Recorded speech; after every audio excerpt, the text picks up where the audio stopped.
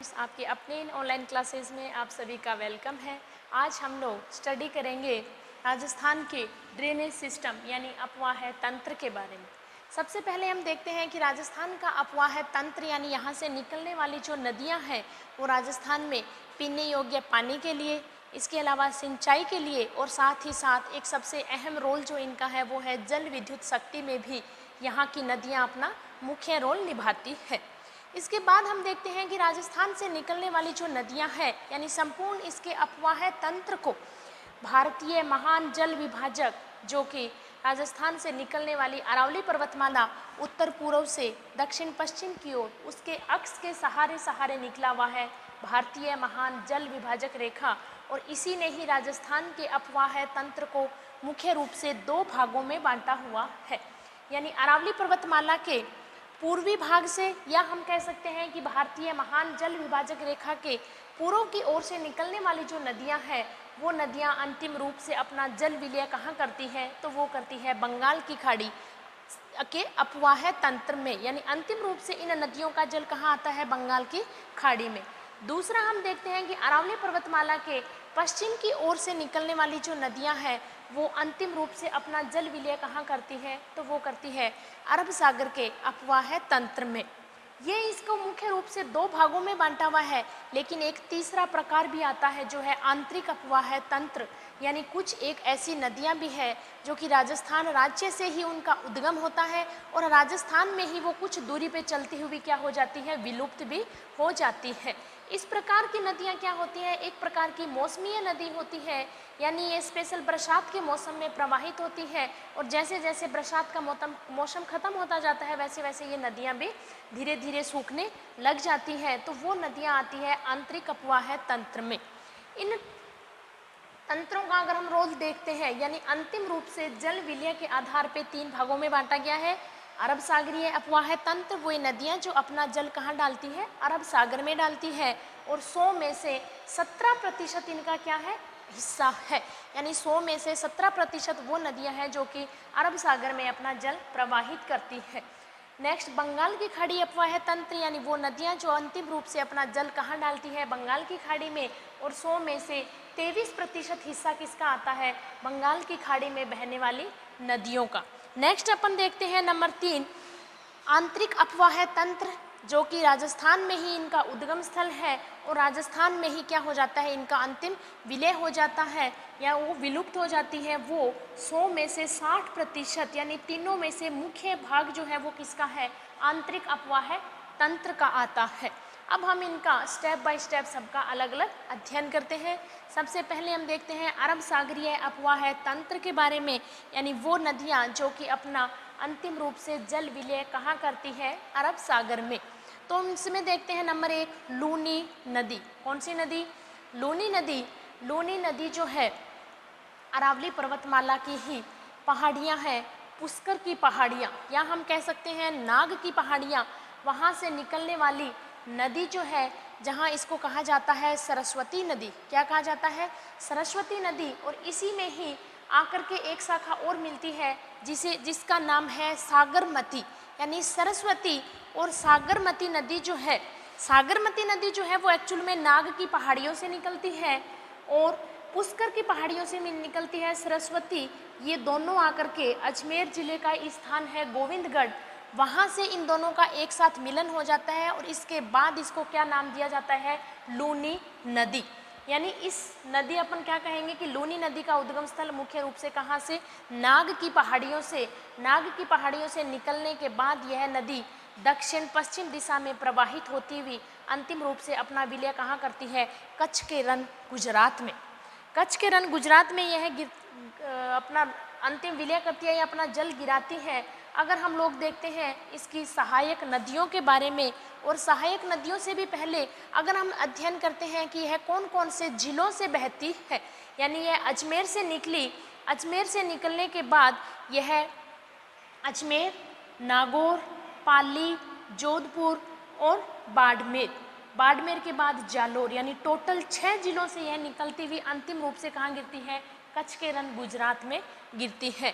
एक इसकी मुख्य विशेषता कि बालोतरा बाड़मेर, बाड़मेर की एक जगह है कौन सी, बालोतरा, बालोतरा तक इस नदी का जल क्या है, मीठा जल है, और बालोतरा के बाद इस नदी का जल क्या हो जाता है, खारा हो जाता है। यानी ये दो तरह की प्रकृति ये नदी रखती है। अगर हम बात करते हैं इसकी सहायक नदियों के बारे में कि इसकी सहायक नदियाँ कौन कौन सी हैं, तो सहायक नदियों में आ जाती है जोजड़ी, सूकड़ी, सगाई, जवाई, बांडी। जोजड़ी, सूकड़ी, सगाई, जवाई, बांडी, मिठड़ी, लीलड़ी, ये क्या है, ये इसकी सहायक नदियां हैं। इन नदियों में से एक मुख्य विशेषता जोजड़ी नदी की, जो कि इसके दाएं किनारे से आकर के मिलने वाली इसकी सहायक नदी है। अन्य जो इसकी सहायक नदियां हैं सूकड़ी, सगाई, जवाई, बांडी, मिठड़ी, लीलड़ी, ये क्या है, ये इसके बाएं किनारे से आकर के मिलती है। इसके अलावा हम देखते हैं कि इस पे बने हुए बांध, तो जोधपुर में आता है जसवंत सागर बांध। कौन सा बांध, जसवंत सागर बांध, जसवंत सागर बांध, जिसका एक और अन्य नाम भी है पिचियाक बांध। कौन सा बांध, पिचियाक बांध, कौन सी नदी पे, लूनी नदी पे। एक आता है नाकोड़ा का बांध, नाकोड़ा का बांध कहाँ, बाड़मेर में, कौन सी नदी पे, लूनी नदी पे। यानी ये बांध के नाम भी आप साथ साथ याद करते जाइए तो आपको धीरे धीरे क्या है, याद रहने लग जाएंगे कि कौन सी नदी पे कौन सा बांध बना हुआ है। ये हो जाती है लूनी नदी, कहाँ से निकली, नाग पहाड़ियों से। कहाँ इसका अंतिम विलय हुआ, तो इसका अंतिम विलय हुआ कहाँ, कच्छ के रण, गुजरात में। इसके अलावा हम देखते हैं कि बाड़मेर की एक प्रसिद्ध प्रिंट, कौन सी, अजरक प्रिंट। कौन सी प्रिंट, अजरक प्रिंट, जो कि कपड़ों पे की जाती है। बाड़मेर में अजरक प्रिंट के कारण निकलने वाला जो केमिकल है वो इस नदी में मिलता है, जिसके कारण यहाँ से ये काफ़ी प्रदूषित भी हो रही है। ये इस नदी की क्या है, मुख्य विशेषताएं हो जाती है। नेक्स्ट हम देखते हैं माही नदी, नंबर 2 माही नदी। माही नदी उद्गम है इसका मेहंद झील एमपी से। कहाँ से, मेहंद झील एमपी से ये निकलती हुई राजस्थान में प्रवेश करती है, और प्रवेश करने के बाद दक्षिण से उत्तर की ओर यह बहती है। दक्षिण से उत्तर की ओर यह बहती है, वापस उत्तर से दक्षिण की ओर बहती हुई, और अंत में कहाँ गिर जाती है, खंबात की खाड़ी, गुजरात में। खंबात की खाड़ी गुजरात में यह अंतिम रूप से गिर जाती है। इसके अलावा हम देखते हैं कि यह नदी राजस्थान के कौन कौन से जिलों में इसका बहाव क्षेत्र है, तो राजस्थान का बांसवाड़ा, यानी बांसवाड़ा के खांदू गांव से इसने प्रवेश किया। कहाँ से, बांसवाड़ा के खांदू गांव से इसने प्रवेश किया। बांसवाड़ा में बहने के बाद यह प्रतापगढ़ में बहने के बाद यह डूंगरपुर में, और वापस बांसवाड़ा में बहती हुई ये अंतिम कहाँ गिर जाती है, खंबात की खाड़ी में गिर जाती है। इसके अलावा हम देखते हैं कि यह नदी राजस्थान की ऐसी नदी जो कि कर्क रेखा को 2 बार काटती है, तो कौन सी नदी, माही नदी। राजस्थान की ऐसी नदी जो कि दक्षिण से उत्तर की ओर बहती है, कौन सी नदी, माही नदी। दक्षिण से उत्तर की ओर बहती हुई पुनः उत्तर से दक्षिण की ओर भी बहती है, कौन सी नदी, माही नदी। इसके अलावा हम देखते हैं कि माही नदी कर्क रेखा को 2 बार काटती है। इसके अलावा इसका अपवाह क्षेत्र उल्टे यू आकार का है। खांदू गांव से ये प्रवेश करती है। कुल लंबाई राजस्थान के अलावा भी अगर इसकी कुल लंबाई देखते हैं तो कुल लंबाई आती है 576 किलोमीटर, 576 किलोमीटर, जिसमें से राजस्थान में जो बहती है वो है 171 किलोमीटर। यानी राजस्थान में 171 है और टोटल इसकी कितनी है, 576 किलोमीटर इसकी कुल लंबाई पड़ती है। अब हम लोग इसके उपनाम भी हैं कि इसको कुछ उपनाम भी दिए गए हैं, जैसे दक्षिण की गंगा। कौन सी गंगा, दक्षिण की गंगा, तो माही नदी। आदिवासियों की गंगा, कौन सी नदी, माही नदी। कांठल की गंगा, कौन सी नदी, माही नदी। ये क्या हो जाते हैं, इसके उपनाम हो जाते हैं। अब हम देखते हैं कि इसमें बने हुए बांध कौन कौन से हैं, या इससे पहले हम बात करते हैं इसकी सहायक नदियों के बारे में कि इसकी सहायक नदियाँ कौन कौन सी हैं। तो सहायक नदियों में आती है ईरू नदी, ईरू नदी, जबकि मुख्य जो इम्पोर्टेंट है वो है जाखम, सोम, मोरेन और अनास। कौन सी नदी? ईरू नदी, जाखम नदी, सोम नदी, मोरेन नदी, अनास नदी क्या है? इसकी सहायक नदियां हैं। ईरू तो फिर भी एक छोटी सी वहाँ की स्थानीय नदी है जो कि निकलती है कहाँ से? प्रतापगढ़ से, और बांसवाड़ा के क्षेत्र में यह आकर के क्या करती है? इसमें मिल जाती है। जबकि जाखम नदी जो है वो प्रतापगढ़ से निकलती है, कौन सी जगह? छोटी सादड़ी, प्रतापगढ़ से निकली हुई जगह छोटी सादड़ी से, और ये आकर के किस में मिलती है? ये हो गई जाखम नदी। प्रतापगढ़ की छोटी सादड़ी से ये निकलती है और बहती हुई आगे आकर के माही नदी में मिल जाती है। और इस जाखम नदी पे एक बांध भी बना हुआ है। कौन सा बांध? जाखम बांध। कौन सा बांध? जाखम बांध प्रतापगढ़ में इस नदी पे बना हुआ है। नेक्स्ट हम देखते हैं सोम नदी। सोम नदी जो है वो भी राजस्थान की एक दक्षिण की मुख्य नदी है, और वो निकलती कहाँ से है? बिछामेड़ा की पहाड़ियाँ, उदयपुर से निकलती है। बिछामेड़ा की पहाड़ियाँ, इसको थोड़ा सा, ये हो गई जाखम, ये हो गई बिछामेड़ा की पहाड़ियों से सोम, और सोम, माही और जाखम तीनों जो है वो एक जगह पे मिलती है जिसे त्रिवेणी संगम भी कहा जाता है। कौन सा स्थान?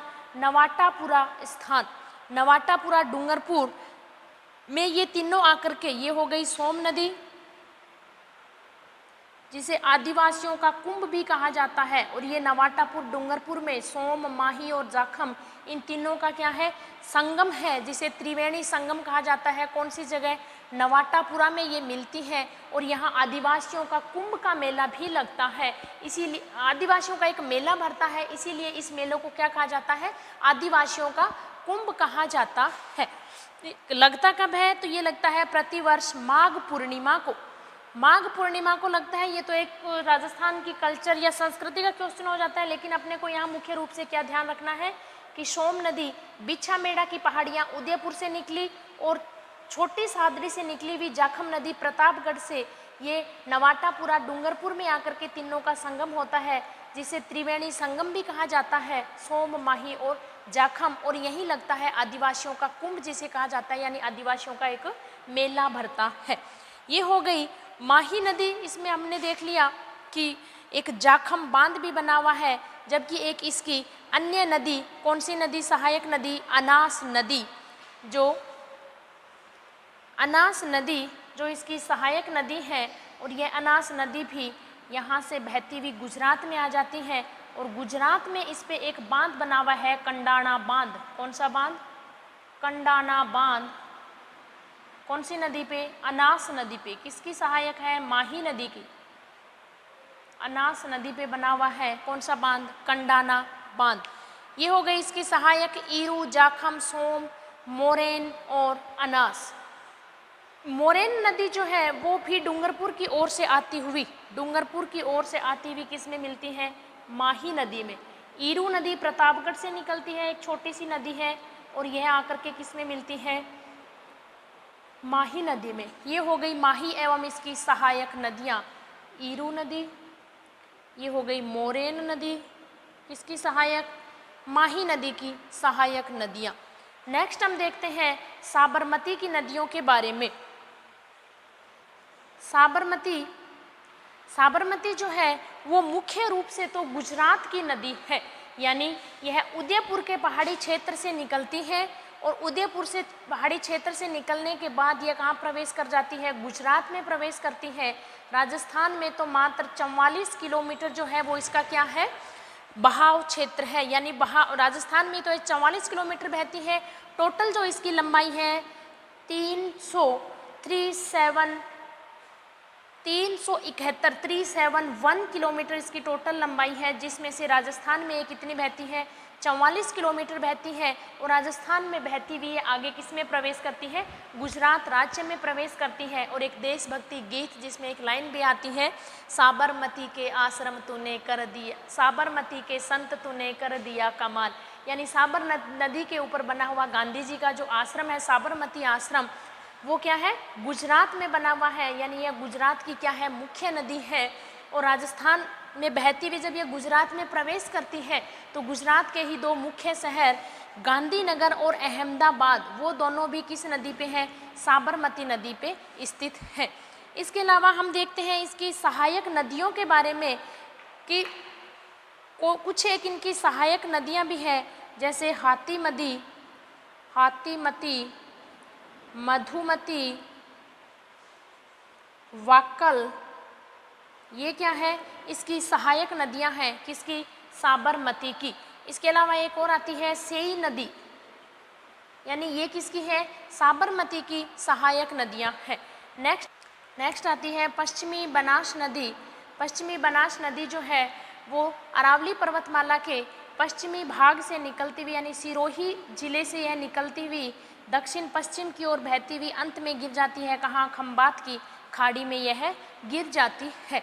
पश्चिमी बनास नदी जो है वो आबू से निकलती हुई, यानी सिरोही से निकली, फिर आबू सिरोही की जो एक जगह है वहाँ से निकलती हुई यह कहाँ प्रवेश कर जाती है, गुजरात में, और गुजरात में प्रवेश करने के बाद अंत में यह कहाँ गिर जाती है, खंबात की खाड़ी में गिर जाती है। इस प्रकार से आज हम लोगों ने स्टडी किया किसके बारे में, राजस्थान के अपवाह तंत्र का विभाग कौन सा, अरब सागरीय तंत्र, जिसमें हमने कौन कौन सी नदियाँ देखी, लूनी नदी, माही नदी, साबरमती नदी, पश्चिमी बनास नदी। इसमें ही हम अलग रूप से भी अध्ययन कर सकते हैं, जैसे हमने सोम नदी पढ़ी थी, बिच्छामेड़ा की पहाड़ियाँ उदयपुर से निकलती हैं और नवाटापुरा डूंगरपुर में आकर के किसमें मिल जाती है, माही नदी में मिल जाती है, और यह माही नदी की क्या है, मुख्य सहायक नदी है। और नवाटापुर में ही सोम माही जाखम का क्या है, त्रिवेणी संगम बनता है। इसके अलावा हमने देखी जाखम नदी जो कि छोटी सादड़ी प्रतापगढ़ से निकलती है और यहाँ नवाटापुरा में आकर के किसमें मिल जाती है, सोम माही और जाखम, तीनों का क्या हो जाता है, एक त्रिवेणी संगम हो जाता है। तो ये कौन सी नदियाँ हो गई राजस्थान की। अब अरब सागरीय जो अपवाह तंत्र है उसके बारे में आज हम लोगों ने अध्ययन किया। उम्मीद करती हूँ कि आप लोगों ने साथ के साथ शॉर्ट नोट्स भी बनाए होंगे और इसको अच्छे से समझा भी होगा। फिर भी आप लोगों को कोई डाउट्स हो तो मेरे से कमेंट्स के थ्रू कुछ भी आंसर जान सकते हैं। आज के लिए इतना ही, धन्यवाद।